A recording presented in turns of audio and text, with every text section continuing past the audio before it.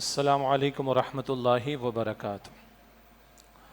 الحمد للہ رب العالمین والصلاة والسلام علی سید الانبیاء والمرسلین، اما بعد فاعوذ باللہ من الشیطان الرجیم، بسم اللہ الرحمن الرحیم۔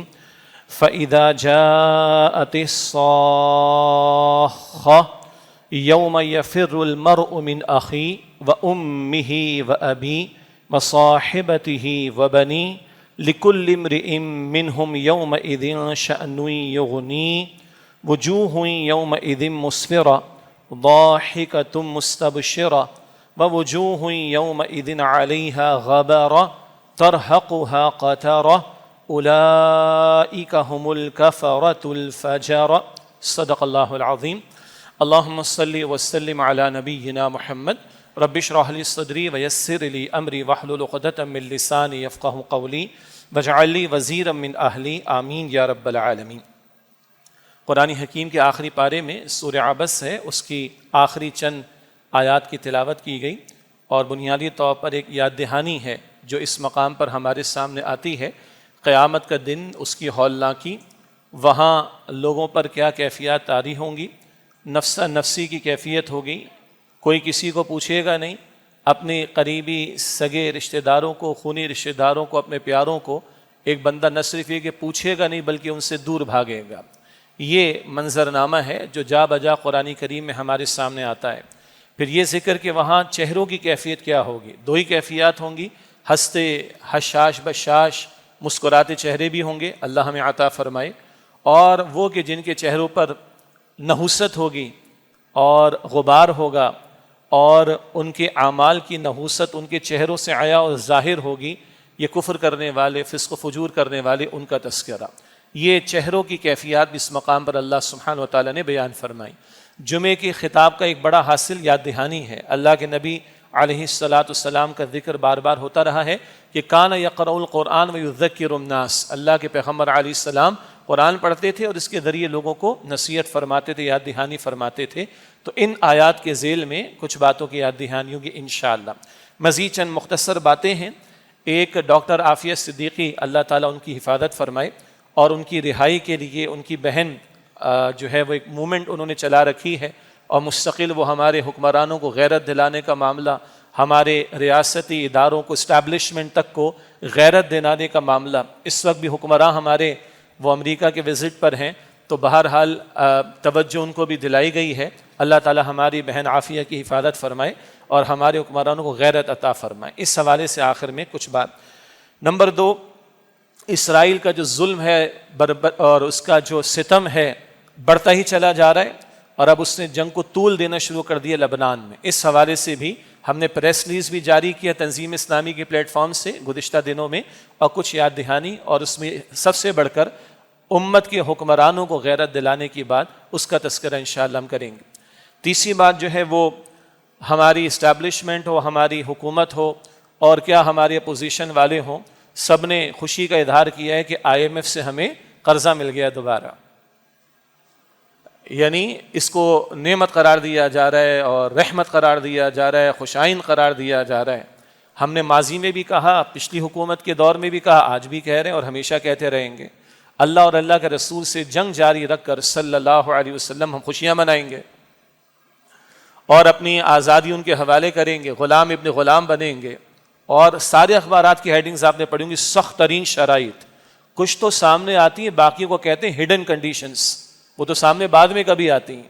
ستیہ ناش کر دیا اس ملک کا، اور مزید ستیہ ناش کیا جائے گا، مگر ہمارے حکمراں ہیں، اپوزیشن کے بھی لوگ ہیں، اور اسٹیبلشمنٹ بھی ہے، وہ خوشی کے شادیانے بجا رہے ہیں کہ جناب بڑی کامیابی، ہمیں بڑی وکٹری مل گئی، ہم نے جو ہے وہ IMF کو منا لی، اور وہاں سے ہم ان کی ساری شرائط ہم نے پوری کر دی۔ اس پر ہم کچھ بات کریں گے انشاءاللہ۔ اور آخر میں محترم ڈاکٹر ذاکر نائک کے بارے میں سوشل میڈیا پر آپ حضرات نے بھی دیکھا ہے کہ حکومت پاکستان کی دعوت پر وہ پاکستان تشریف لا رہے ہیں۔ اللہ تعالیٰ ان کے لیے عافیت اور آسانی کا معاملہ فرمائے، ان کے وزٹ کو بابرکت بنائے۔ کچھ بات اس حوالے سے آخر میں انشاءاللہ آپ کے سامنے رکھیں گے۔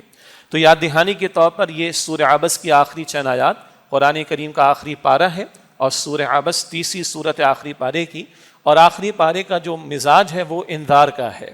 انذار کا مطلب ڈراوا ہے، اللہ تعالیٰ کی طرف سے ایک ہیمرنگ ہے بندوں کے سامنے، گو کہ اسی پارے میں اور آج کی آیات میں بھی بشارت کا پہلو بھی آیا ہے اور خوش و خرم چہروں کا، حشاش بشاش چہروں کا ذکر بھی آئے گا. تو یہ قرآن کا اسلوب یقیناً ہے کہ بشارت اور انذار یعنی گڈ نیوز اور وارننگ، خوشخبری سنانا اور ڈرانا، یہ دونوں اسلوب ساتھ ساتھ قرآن کریم میں ہمیں دکھائی دیتے ہیں. البتہ اس مقام پر یعنی آخری پارے کا ذکر کر رہا ہوں کہ اللہ تعالیٰ کی طرف سے انذار کا پہلو غالب ہے. ایک اور حکمت یہ ہے کہ جب نبی مکرم صلی اللہ علیہ وسلم پر ظہور نبوت ہوا اور آغاز وحی کا معاملہ ہوا تو اول جو صورتیں نازل ہوئیں وہ یہ آخری صورتیں ہیں، اور اول ایک بگڑی ہوئی قوم کو اصلاح کی طرف لانے کے لیے انذار کا پہلو وہ غالب ہوا کرتا ہے.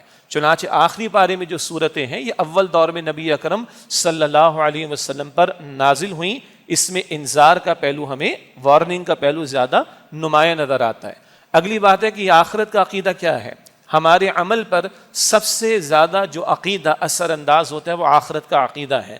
جتنا یقین ہوگا کہ موت ہے اور موت کے بعد زندگی ہے، ریزریکشن ہے، دوبارہ کھڑا کیا جائے گا، جتنا یقین ہوگا کہ کل اللہ کے سامنے پیش ہونا ہے، میرا باطن ہو، میرا ظاہر ہو، میری نیت ہو، میرا قول ہو، میرا عمل ہو، یہ سب اللہ کے سامنے پیش ہونے اور کل نتائج مجھے ملنے ہیں. میری آج کی زندگی کے تعلق سے اس کے اعمال کی بنیاد پر عمل سے زندگی بنتی ہے، جنت بھی جہنم بھی. یہ خاکی اپنی فطرت میں نہ نوری ہے نہ ناری ہے. بہرحال یہ یقین جتنا پختہ ہوگا عمل اتنا سیدھا ہوگا. اسی طرح ایک اور حکمت دیکھیے، قرآن کریم میں 7 منزلیں ہیں اور صحابہ کرام کے دور سے معمول موجود ہے، بلکہ نبی علیہ السلام کے دور سے معمول موجود ہے. ایک ہفتے میں قرآن حکیم کی تلاوت عام صحابہ مکمل کر لیتے تھے. تو بہرحال یہ 7 منزلوں کی یہ حکمت بھی ہے. آخری منزل شروع ہوتی ہے قرآن پاک کی سورہ قاف سے 26 سپارے میں اور وہاں سے والناس تک. اس آخری منزل کا بھی جو مرکزی موضوع ہے اکثر وہ آخرت کا عقیدہ ہے. اور اس کی حکمت کیا ہے؟ ایک بندہ شروع سے قرآن کریم پڑھتا ہوا آ رہا ہے، تلاوت کرتا ہوا آ رہا ہے، سمجھتا ہوا آ رہا ہے، اللہ ہمیں اس کی توفیق عطا فرمائے. تو اس کے سامنے شریعت کے احکامات تو آ گئے، یہ ڈوز ہیں، یہ ڈونٹس ہیں، یہ کرنے والے کام ہیں، یہ نہ کرنے والے کام ہیں، ان احکام کو بجا لانا ہے، ان باتوں سے اپنے آپ کو بچانا ہے. جتنا بندے کے سامنے احکامات آتے علم میں تو اضافہ ہو گیا، معلومات تو اس کو مل گئی.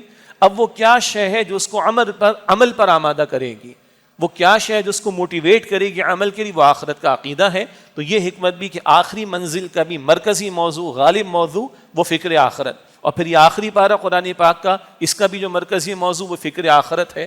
اور آج جتنی بدعملی ہے، فساد ہے، دین سے دوری ہے، اللہ معاف کرے دین بیزاری بھی آ گئی ہمارے معاشرے کے اندر، بنیادی وجہ کیا ہے کہ آخرت کا یقین نہیں ہے. اللہ تعالی ہمیں موت کا بھی یقین دے، آخرت کا بھی یقین دے، اور جو مہلت ہے اس سے فائدہ اٹھا کر کل کی تیاری کی توفیق عطا فرمائے. اب کل کی کیا کیفیات ہے، یہ نقشہ بار بار قرآن پاک میں آتا ہے، ایک نہیں دو نہیں، سینکڑوں آیات میں آئے. ہر دوسرا تیسرا صفحہ قرآن پاک کا کہیں نہ کہیں اس میں آخرت کا یقین، آخرت کا تذکرہ ملتا ہے. اور مکی صورتوں کا مطالعہ کریں تو 2/3 قرآن، 2/3 آف دا قرآن وہ مکی صورتوں پر مشتمل ہے. اور یہ 2/3 قرآن جو مکی صورتیں، اس کا بھی بڑا موضوع فکر آخرت ہے. چنانچہ اس مقام پر بھی یہ سورہ عبس وتولی کی آخری آیات ہیں. اللہ تعالیٰ نے کل کے نقشے کو پیش کیا. ارشاد ہوا، یہ سورہ عبس کی آیت نمبر 33 سے 33، فَإِذَا جَاءَتِ الصَّاخَّةُ، پس جب وہ کانوں کو پھوڑ دینے والی آواز آ جائے گی. الصاخہ یہ قیامت کا نام ہے. اس سے پچھلی صورت ہے النازعات، الطامۃ الکبریٰ، الطامہ اسی وزن پر بہت بڑی آفت. اسی طرح اور نام بھی الحاقہ، القارعہ، یہ سب قیامت کے نام ہے. الساعہ یہ سب قیامت کے نام ہے.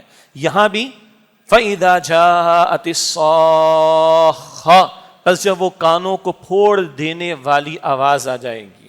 یعنی دیکھیے یہ الصاخہ کیا ہے، ایسی سخت آواز جو کانوں کو پھوڑ دے. دنیا میں تو بڑی بات ہے، کسی محلے کی بڑی بات ہے، کسی گھر میں اگر سلنڈر بلاسٹ ہو جائے، کسی دکان پر سلنڈر بلاسٹ ہو جائے تو کس قدر زوردار آواز ہوتی ہے. اسی علاقے میں اگر بام بلاسٹ ہو جائے تو کتنی بڑی آواز ہوتی ہے، کیا کیفیت ہوتی ہے اندازہ کیجئے. اس ساری زمین پر جب بھونچال آئے گا، اذا زلزلت الارض زلزالہا، جب زمین ایک زلزلے کی مانی زوردار انداز سے ہلا دی جائے گی جیسا کہ ہلا دیے جانے کا حق ہے. آپ سوچئے کیا کیفیت برپا ہوگی. اس کی طرف اشارہ، وہ کانوں کو پھوڑ دینے والی قیامت وہ برپا ہو جائے گی. کیا کیفیت ہوگی اس دن؟ یوم یفر المرء من اخیہ، اس دن انسان فرار اختیار کرے گا، بھاگے گا، دور بھاگے گا. کس سے؟ من اخی، اپنے بھائی سے، 5 رشتے گنوائے ہیں، وَأُمِّهِ وَأَبِي، اور اپنی ماں سے اور اپنے باپ سے، وَصَاحِبَتِهِ وَبَنِي، اور اپنی بیوی سے اور اپنے بیٹے یعنی اپنی اولاد سے۔ بھائی سے دور بھاگے گا، ماں سے دور بھاگے گا، باپ سے دور بھاگے گا، بیوی سے دور بھاگے گا، اولاد سے دور بھاگے گا۔ اس ترتیب کو بھی نوٹ کیجئے، سارے رشتوں کی جو بانڈنگ ہے اور سارے رشتوں کی جو محبت ہے وہ برابر برابر نہیں ہوتی۔ جو محبت ماں باپ سے ہوتی ہے وہ بہن بھائیوں سے نہیں ہوتی۔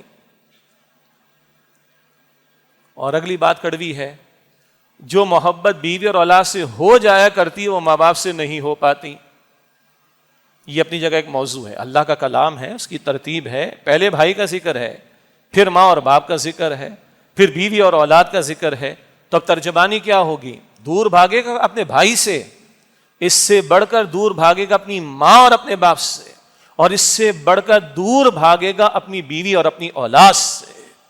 چلو جس سے کم محبت ہے اس سے بھاگے گا، جس سے تھوڑی زیادہ اس کے کام آ جائے نہ، بھائی سے بڑھ کر ماں باپ سے بھی دور بھاگے گا۔ اچھا جس سے اور زیادہ محبت ہے اس کے کچھ کام آ جائے گا، اس کو کچھ پوچھ لے گا، نہ، اس سے بڑھ کر اپنی بیوی اور اپنی اولاد سے بھی دور بھاگے گا۔ یہ اللہ کا کلام ہے بھائی، یہ پیش آنے کل قیامت کے دن، یہ حادثات رونما ہونے، یہ اللہ کا کلام، اس پر آپ کا میرے ایمان ہے۔ اور اللہ خود فرماتا ہے وَمَنْ أَصْدَقُ مِنَ اللَّهِ قِيلًا وَمَنْ أَصْدَقُ مِنَ اللَّهِ حَدِيثًا۔ سورہ نساء میں 2 مرتبہ ہے، آیت نمبر 87 میں بھی اور آیت نمبر 122 میں بھی۔ اللہ سے بڑھ کر کس کی بات سچی ہوگی؟ اللہ سے بڑھ کر کس کا قول سچا ہوگا؟ جن سے ساتھ محبتیں، جن کے پیچھے دیوانے، جن کی جائز ناجائز سر حاجت کو پورا کرنے میں اللہ کو بھی لوگ ناراض کر دیتے بلکہ انکار کر جاتے ہیں، یہ ہے ہونے والا ہے کل۔ بھائی سے دور بھاگے گا، اس سے بڑھ کر ماں اور باپ سے دور بھاگے گا، اور انسان اس سے بڑھ کر اپنی بیوی اور اپنی اولاد سے دور بھاگے گا۔ کیوں؟ لِكُلِّ امْرِئٍ مِّنْهُمْ يَوْمَئِذٍ شَأْنٌ يُغْنِيهِ، ہر ایک کو ایک فکر لاحق ہو جائے گی جو باقی سب سے اس کو بے نیاز کر دے گی۔ وہ فکر کیا ہے؟ میں کسی طرح بچا لیا جاؤں۔ جب وہ اللہ کے جلال کو بھی دیکھے گا، قیامت کی ہولناکی کو بھی دیکھے گا، وہاں کی سختیوں کو دیکھے گا، اور آگے جہنم کی ہولناکیوں کے میں کسی طرح بچا لیا جاؤں۔ اور یہ معاملات دنیا میں کبھی کبھی پیش آ جاتے ہیں، جب حادثات رونما ہوتے ہیں، اللہ اپنے عز و امان میں رکھے، جب ڈوبنے کے معاملات آ رہے ہوتے ہیں، اور جب کوئی ایکسیڈنٹ کا معاملہ ہو جاتا ہے، جب جان پر بن پڑتی ہے تو قریبی یاد نہیں رہتا پھر انسان کو۔ بہرحال یہ فیکٹ ہے، میں کسی طرح، اور ہر ایک نے اکیلے جواب دینا ہے، کوئی کسی کو نہیں پوچھے گا قیامت کے دن۔ سورہ مریم کی آیت نمبر 95 میں ہے وَكُلُّهُمْ آتِيهِ يَوْمَ الْقِيَامَةِ فَرْدًا، ہر ایک اکیلے اللہ کے سامنے پیش ہوگا اپنی ذاتی حیثیت میں۔ آج تو فلاں چھڑا لیتا ہے، فلاں بچا لیتا ہے، فلاں فون کر دیتا ہے، کبھی باہر سے فون آ جاتے ہیں، کبھی اوپر سے آرڈر آ جاتا ہے۔ مشہور بات ہے نا، ہمارے یہاں کہتے ہیں کہ پہلے کہا کہ اب ہم وکیل نہیں کرتے، ہم جج کر لیتے ہیں، سیاست دانوں کے جملے ہیں نا۔ اور اب ججز بیچاروں کی مصیبت کیا پڑ گئی ہے، ان کو بھی فیصلہ دینے کے لیے فیصلے کا انتظار ہوتا ہے۔ معروف باتیں نا، ادھر چلتا ہے یہ۔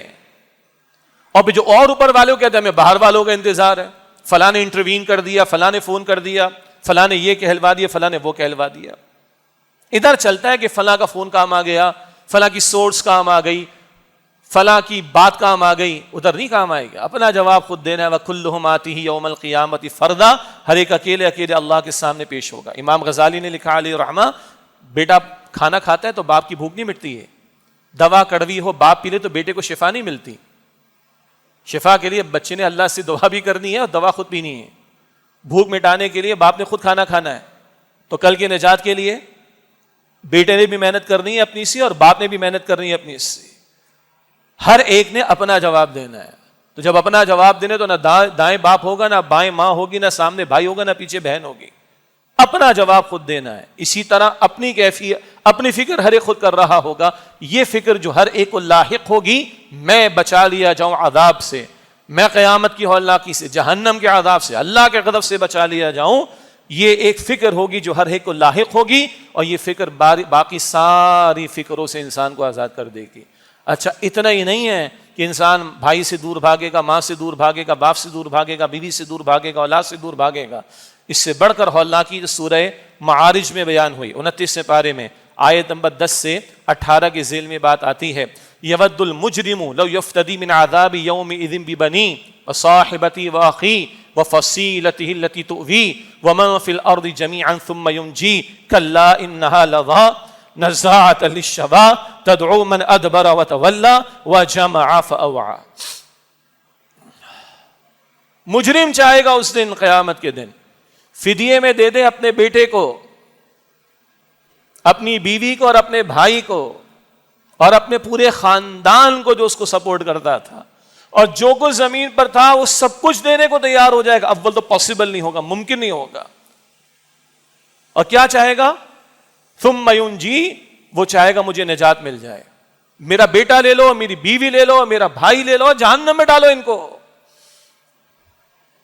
میرا گھر لے لو، ساری زمین لے لو، مجھے کسی طرح بچا لو. یہ پیش آنا ہے کل قیامت کے دن. کلا، اللہ کا تفسیر ہرگز نہیں، یہ قبول نہیں ہوگا.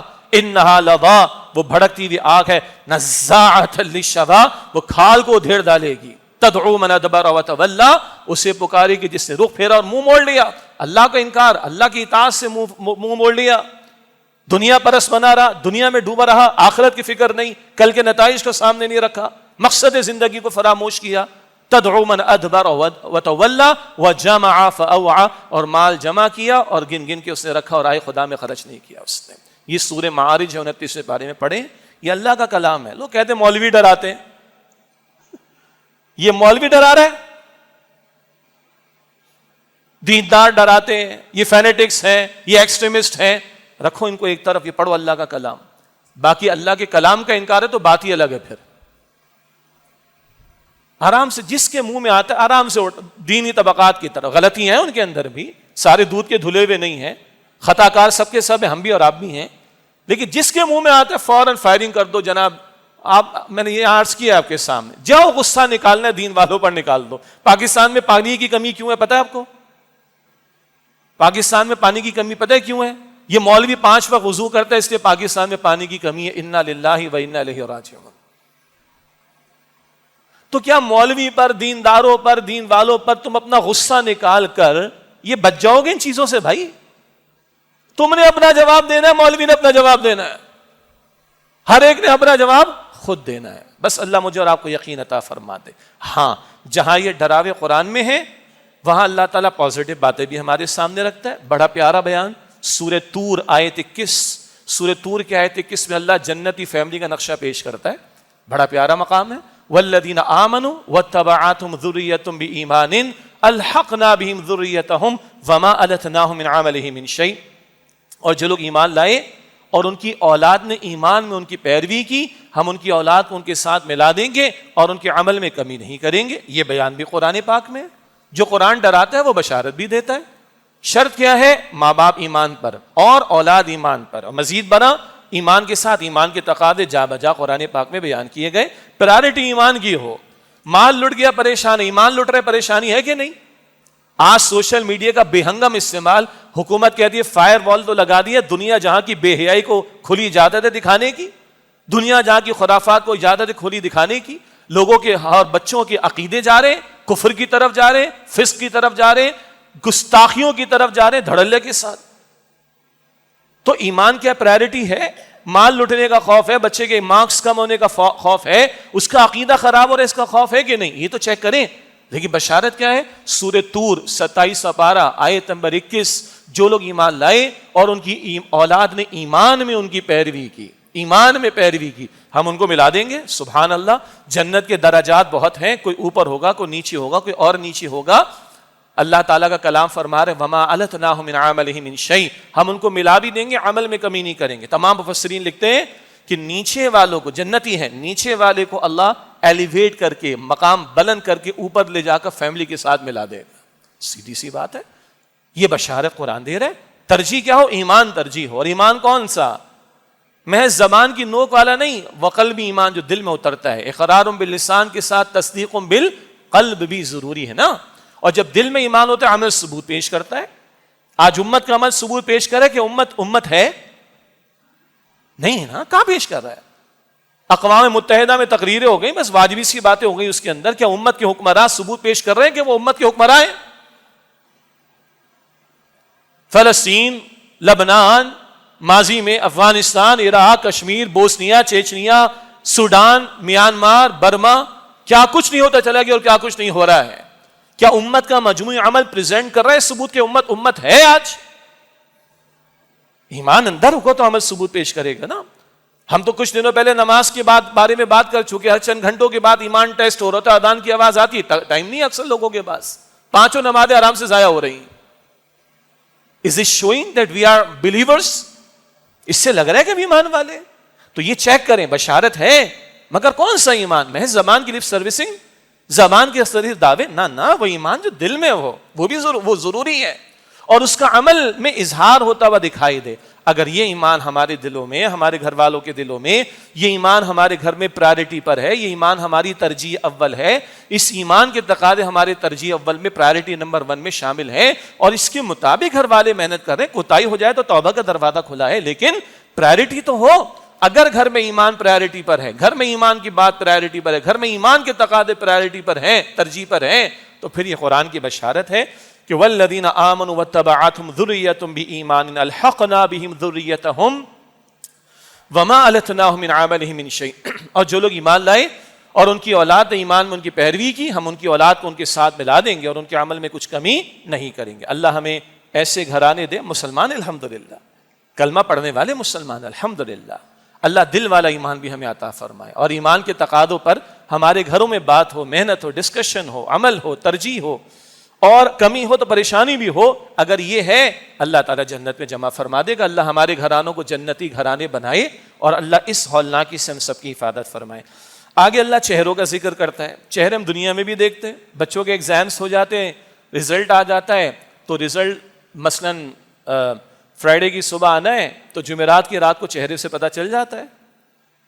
کچھ دمکتے چہرے ہوتے ہیں اور کچھ بجھے ہوئے چہرے ہوتے ہیں. ایک کہتا ہے کہ رات جلدی ختم ہو، صبح جلدی آئے تاکہ میرا رزلٹ اناؤنس ہو، I am going to get the position, I am going to get A+، وہ A*، whatever it may be, میں تو پاس ہونے گیا، پوزیشن لینے والا ہوں. اور ایک کہتا ہے اللہ کرے رات ختم ہی نہ ہو، صبح ہی نہ ہو، رزلٹ اناؤنس ہی نہ ہو. آپ کے چہرے پہ اس وقت مسکراہٹ ہے، اللہ آپ کو مسکراہٹ رکھے. یہ رسول اللہ کی حدیث ہے صلی اللہ علیہ وسلم. ہم بڑے اچھے لوگ ہیں، ہمیں یہ باتیں بڑے آرام سے سمجھ آتی ہیں. بچوں کے بارے میں، اپنے بارے میں بھی تو ہم سوچیں. اداروں میں بھی ہوتا ہے، پرفارمنس ہوتی ہے، ACR بنتی ہے گورنمنٹ اداروں کے اندر، ویلیویشن ہوتی ہے، اس کے بعد اندازہ ہو جاتا ہے کہ اس کو پروموشن ملنی ہے، اس کو نہیں مل رہی. یہ بڑوں کو بھی کسی درجے میں سمجھ آتی. ذرا ایک جم ہم لوگ اور لگائیں نا، یہ دنیا کیا ایگزامینیشن ہے، امتحان کا مقام ہے، اور کل رزلٹ آنے قیامت کے دن ادھر بھی چہرے ہوں گے، کچھ دمکتے ہوں گے، کچھ بجھے ہوئے ہوں گے. اللہ یہ یقین عطا فرما دے. وجوہ یومئذ مسفرہ، اس دن بہت سے چہرے ہوں گے، روشن ہوں گے، دمکتے ہوں گے. ضاحکۃ مستبشرہ، مسکراتے ہوں گے، حشاش بشاش ہوں گے. چہروں پر ایمان کا نور ہوگا، اعمال کا نور ہوگا، بشاشیت ہوگی، حشاش بشاش ہوں گے اور رونق ہوگی، چہرے روشن ہوں گے. سبحان اللہ. کیوں؟ ہمارے رب نے جو ذمے ہمارے لگایا وہ پورا کر کے آئے ہیں. الحمدللہ. الا ان اولیاء اللہ لا خوف علیہم ولا هم يحزنون الذين آمنوا وكانوا يتقون. جو اللہ کے ولی ہوتے ہیں، اللہ کے دوست ہوتے ہیں، اللہ کے محبوب ہوتے ہیں، انہیں کوئی خوف اور غم نہیں ہوا کرتا. وہ کون؟ اللہ کے اولیاء ایمان والے ہوں اور تقوی والے ہوں، خوف خدا رکھنے والے، گناہوں سے بچنے والے، اللہ کی اطاعت میں آگے بڑھنے والے ہوں. انہیں کوئی خوف نہیں، کوئی غم نہیں. وہاں تو مسکراتے چہرے ہوں گے، دمکتے چہرے ہوں گے، روشن چہرے ہوں گے. اللہ ہمیں یہ روشن چہرے عطا فرمائے.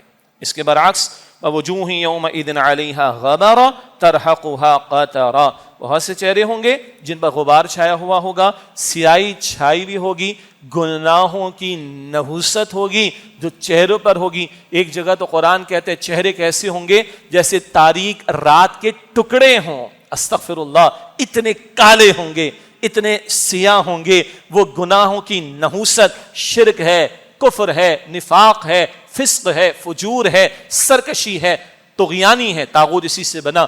اس کی جو نحوست ہے وہ چہروں پر ہوگی. اولئک هم الکفرۃ الفجرہ، یہی ہے کافر، یہی ہے فاجر، یہی کفر کرنے والے، فسق و فجور کرنے والے، اللہ تعالیٰ کے احکامات کو توڑنے والے. ان کے چہرے سیاہ ہوں گے، نحوست چھائی ہوئی ہوگی. اللہ اس برے انجام سے میری آپ کی ہم سب کی حفاظت فرمائے. یہ چند آیات ہیں کوشش کرنی چاہیے کہ ہم مطالعہ خود بھی قرآن پاک کا کریں، قرآن حکیم کے دروس میں شرکت کریں، قرآن حکیم کا ترجمہ پڑھیں، تشریح پڑھیں، تاکہ ان باتوں کی یاد دہانی ہوتی رہے۔ بدلتے حالات میں بہت کچھ ہو رہے ہیں، ہم بھی بات کرتے ہیں، ابھی حالات حاضرہ پر بھی بات ہو جائے گی، لیکن ہمارا مسئلہ ہے کہ میری موت واقع ہو گئی تو میرے حالات حاضرہ ختم ہو گئے، اب میرے تو اعمال حاضرہ کے پیش ہونے کا معاملہ ہوگا اللہ تعالیٰ کے ہاں، قبر میں سوالات ہونے، حشر میں پیشی ہونے۔ یہ ہے ہمارا اصل مسئلہ، یہ ہمارا اصل مسئلہ کہ ادھر کامیاب ہو جائیں، ادھر ذلت نہ اٹھانی پڑے۔ اللہ یقین بھی عطا کرے، عمل کی توفیق بھی عطا فرمائے۔ چند باتیں بس وہ مختصراً میں آپ کے سامنے رکھوں۔ ڈاکٹر عافیہ صدیقی صاحبہ کے تعلق سے اللہ تعالیٰ ان کی حفاظت فرمائے۔ ان کی والدہ تو دعائیں کراتے کراتے دنیا سے چلی گئیں، اب ان کی بہن ہے، وہ ظاہری بات ہے بہن ہی بہن کے غم کو زیادہ سمجھ سکتی ہے۔ عافیہ موومنٹ بھی انہوں نے چلا رکھی ہے، وہ علماء کو بھی لکھتی ہیں، ہمیں بھی لکھتی ہیں، ائمہ مساجد کو بھی لکھتی ہیں، دینی جماعتوں کو بھی لکھتی ہیں، حکمرانوں کو بھی لکھتی ہیں کہ خدا را بات کو، آواز کو بلند کیا جائے۔ بہرحال بغیرتی ہمارے ماضی کے حکمرانوں کی اور آج والوں کی بھی، اور ہمارے ریاستی اداروں کی بھی بغیرتی ہے۔ ریمنڈ ڈیوس کبھی ہمارے ہاتھ میں آیا تھا، اس وقت بات اٹھی تھی، اور بعض ایسے لوگوں نے جو آج مطعون ہے پاکستان میں نام نہیں لیتا، ان لوگوں کی طرف سے بھی یہ بات آئی تھی کہ ریمنڈ ڈیوس دو اور عافیہ کو واپس لے لو، مگر ہم نے وہ موقع جو ہے وہ گنوا دیا۔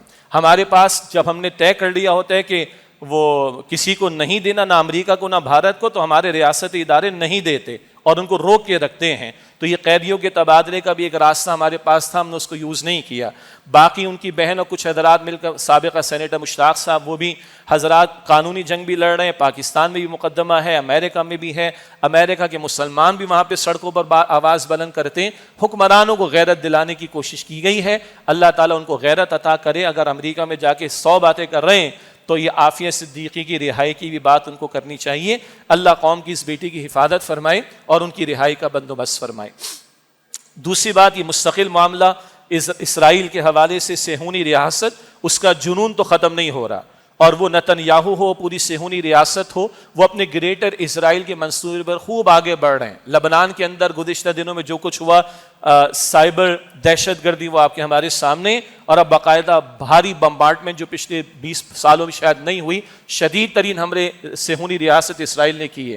امریکہ ڈنکے کی چوٹ پر جو ہے وہ پشپناہی کر رہا ہے، وہ فوجی بھیج رہا ہے وہاں پہ، برطانیہ جہاز بھیج رہا ہے، اپنے بھارت نے اسلحہ بھی بھیجا ہے، کچھ اور لوگ بھی بھیجے ہیں۔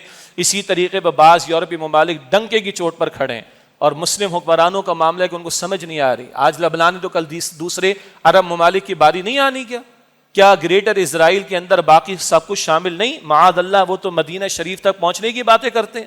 تو ہمارے ان حکمرانوں کو ہوش کے ناخن لینے چاہیے۔ یہ بھی ہمیں سمجھ آ گئی، یو این ہو، یہ کنیز ہے امریکہ کی، اور دیگر ادارے، یہ سب غلام ہیں ان کے، کچھ نہیں ہونے والا وہاں سے۔ مسلمانوں کو خود فیصلہ کرنا پڑے گا، اور کوئی جرت کا مظاہرہ کرنا پڑے گا، اور عزت کے ساتھ جینا سیکھنا پڑے گا۔ قتال کا راستہ ہمارے سامنے موجود ہے، اللہ کے دین کا تقاضا ہمارے سامنے موجود ہے، مگر ہمارے حکمرانوں کی بغیرتی۔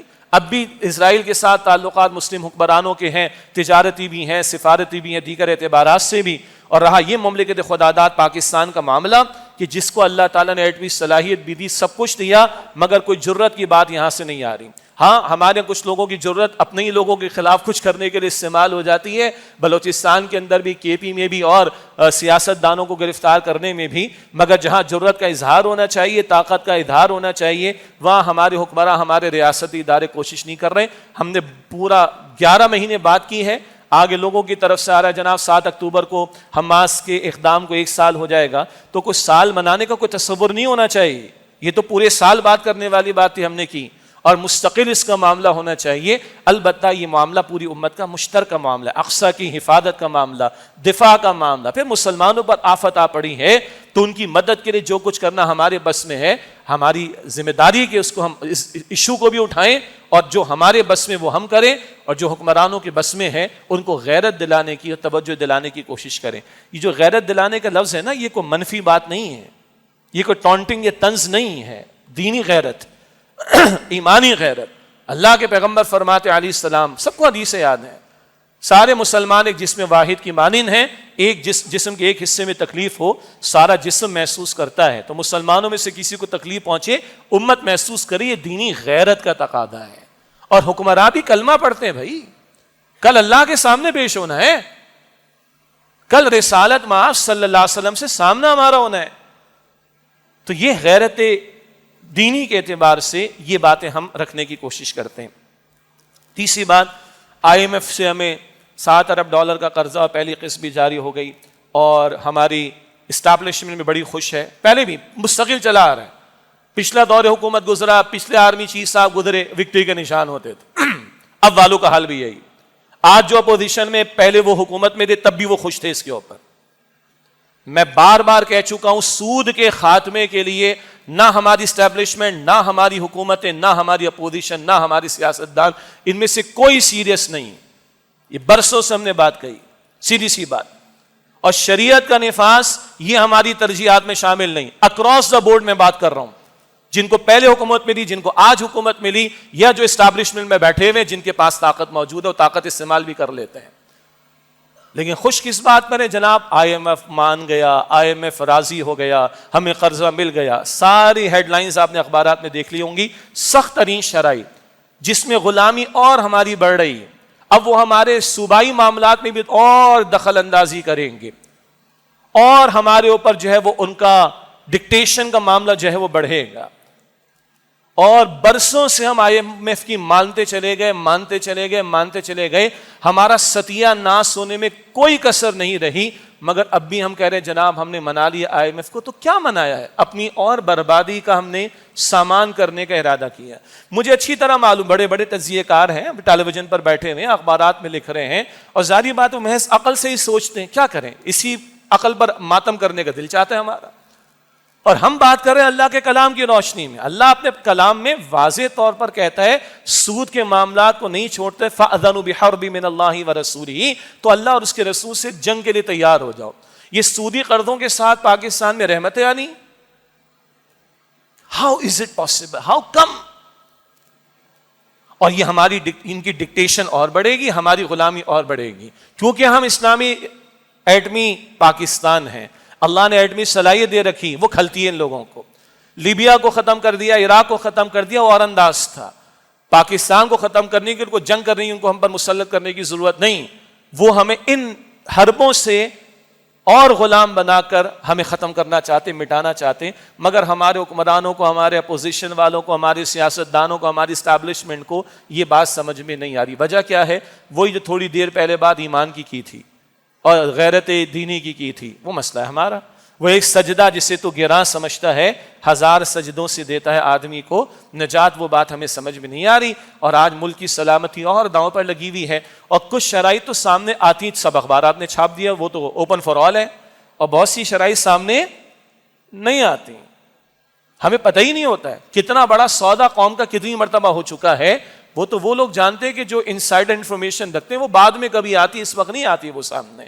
تو یہ ہم بالکل خوش نہیں ہیں اس بات پر کہ ہم اور غلام بنیں گے, اور ہم IMF کی خوش کر کے ہم وکٹری کے نشان بنائیں, اور سب لوگ جو ہے وہ اس کو اپریشیٹ کریں, اور سب لوگ کہیں جناب ہم نے بہت بڑا کام کر لیا. قطعاً یہ خوشی کی بات نہیں ہے. یہ ملک کی سلامتی کے لیے اور بڑا خطرے کا معاملہ ہم نے کھڑا کر ڈالا ہے. اللہ ہمارے حکمرانوں کو, ہماری اسٹیبلشمنٹ کو, ہمارے سیاستدانوں کو ہوش کے ناخن لینے کی توفیق عطا فرمائے, اور ایمانی غیرت عطا فرمائے, اور یہ سود کے خاتمے کی طرف پیش قدمی کی توفیق عطا فرمائے, جس پر بارہا ہم نے کئی مرتبہ گفتگو پہلے بھی کی ہے. آخری بات, اخباری اطلاعات بھی آ چکی ہیں, سوشل میڈیا بھی, کہ معروف مبلغ اسلام ڈاکٹر ذاکر نائک صاحب جو ہیں وہ پاکستان تشریف لا رہے ہیں حکومت پاکستان کی دعوت پر. بہرحال ہم خوش آمدید کہتے ہیں, اللہ تعالیٰ ان کا آنا مبارک فرمائے, بابرکت بنائے, اور اللہ تعالیٰ ان کی حفاظت بھی فرمائے. یہ ہماری حکومت کو بھی اچھی طرح معلوم ہونا چاہیے کہ مودی نے کیا کچھ ان کے ساتھ کیا ہے, اور بھارت نے کس طرح دیش نکالا ان کو دیا ہے. اور ہاں, سلام ہے ملیشیا کی گورنمنٹ پر کہ اس نے سارے پریشر کے باوجود ڈاکٹر ذاکر نائک صاحب کو اپنا صرف مہمان نہیں بنایا, پرماننٹ ریزیڈنٹ بنایا ہے, سٹیزن شپ بھی ان کو دی ہے. اللہ ان ملیشیا کے حکمرانوں کو بھی جزائے خیر عطا فرمائے. تو موسٹ ویلکم, تشریف لائیں. اور اس مسجد میں تو اکثر لوگوں کو معلوم ہے کہ, اور بلکہ اکثر جو سوشل میڈیا استعمال کرتے ہیں, کہ ڈاکٹر ذاکر نائک صاحب 1991 میں 1991 میں تشریف لائے تھے ڈاکٹر اسرار صاحب سے ملاقات کے لیے رحمۃ اللہ علیہ, بانی تنظیم اسلام. اس زمانے میں ہزاروں روپے کے ڈاکٹر اسرار صاحب کے ویڈیو کیسٹس وہ لے کر گئے تھے اور انہوں نے فرمایا تھا کہ میں بامبے میں جو ہے وہ جو کیبل چلتا ہے 10,000 گھروں تک آپ کے دروس کو پہنچاؤں گا. اس وقت ڈاکٹر صاحب نے فرمایا تھا کہ بیٹا اگر آپ نے دین کا کام کرنا ہے تو ایک کشتی کے سوار بنے اور یکسو ہو جائیں. اور پھر ماشاءاللہ شیخ احمد دیداس سے بھی انہوں نے استفادہ کیا اور ڈاکٹر اسرار صاحب سے بھی رحمۃ اللہ علیہ, اور پھر انہوں نے اپنی میڈیکل پریکٹس کو چھوڑ کر IRF بنائی تھی اور اللہ نے ان کو قبول کیا, کوئی شک نہیں ہے. بہت بڑے مبلغ اسلام, کمپیریٹیو اسٹڈی آف ریلیجن کے حوالے سے, تقابل ادیان کے حوالے سے, دین کو اف اینڈ بٹ کے بغیر پورے شعور کے ساتھ پریزنٹ کرنا, اور اللہ تعالیٰ نے توفیق دی, ان کے ہاتھوں پر بہت سے لوگوں نے اسلام قبول کیا. بڑی بڑی ڈیبیٹس ان کی الحمدللہ ہوئی ہیں. اللہ تعالیٰ ان کی حفاظت بھی فرمائے اور ان کے سفر کو اللہ تعالیٰ بابرکت بنائے. اور حکومت پاکستان ہم توقع رکھتے ہیں, ایک تو ہے پروٹوکول دینا, ایک ان کی خاص سیکیورٹی کا ظاہری اسباب کے اعتبار سے اہتمام کرنا. اللہ تعالیٰ ہماری حکومت کو بھی توفیق دے اور یہاں آنا اللہ تعالیٰ ان کا بابرکت بنائے. مزید برآں کچھ حلقوں سے کچھ باتیں آتی ہیں اور اختلاف پیدا کرنے والے لوگ, فرقہ واریت کو ہوا دینے والے لوگ, ان سے بھی گزارش ہے کہ دل بڑا کریں. ایک وہ مبلغ اسلام جس کو عالمی سطح پر اللہ تعالیٰ نے قبولیت عطا فرمائی, دین کا کام لیا, تو دل بڑا کر کے ان کو ہم ویلکم کہیں. اور ڈاکٹر ذاکر نائک صاحب ہمارے بڑے بھائیوں کی طرح ہیں, پیس ٹی وی پہ میں بھی اور ہمارے اور ساتھیوں کے دروس بھی انہوں نے ریکارڈ کروائے تھے, اچھی ان سے ملاقات بھی رہی تھی. ان سے بھی بعض علماء دین نے گزارش ماضی میں بھی کی کہ ہمارے ہاں لوگ فقہی مسائل میں اور اختلافی امور میں بہت زیادہ حساس ہیں. آپ کا خاص میدان دعوت کا, تبلیغ کا, تقابل ادیان کا ہے, آپ اس کو فوکس کریں. اور بعض بڑے موجودہ دور کے علماء نے بھی ان کو توجہ دلائی اور اس کو انہوں نے اپریشیٹ بھی کیا. اور ہم یہ توقع رکھتے ہیں کہ ڈاکٹر ذاکر نائک صاحب جب یہاں تشریف لائیں گے تو عموم کے اعتبار سے کلام و مشترکات کی دعوت دیں, جیسے سورہ آل عمران کی آیت نمبر 64 وہ پیش کرتے ہیں, تعالوا الی کلمۃ سواء بیننا وبینکم الا نعبد الا اللہ. مسیحیت سے کلام کرنے والوں کے تعلق سے تو عموم کی بات ہو, دین کی بات ہو, دین کی حقانیت کی بات ہو, دین کی دعوت کی بات بھی ہو, دین کی نفاذ کی بات بھی ہو, خلافت کے نظام کی بات بھی ہو. البتہ جو فقہی معاملات ہیں وہ علماء دین کے حوالے رہنے دیں, مفتیان کرام کے حوالے رہنے دیں. اور جو اختلافی نوعیت کے معاملات ہیں جس میں آراء کا اختلاف بھی اور لوگوں میں تحمل بھی نہیں ہے, اس سے وہ اجتناب کرے تو انشاءاللہ اس میں بہتری ہوگی. اللہ تعالیٰ ان کا آنا مبارک فرمائے اور اللہ تعالیٰ ہم سب کو دین کی خدمت کی توفیق عطا فرمائے. وآخر دعوانا ان الحمد للہ رب العالمین.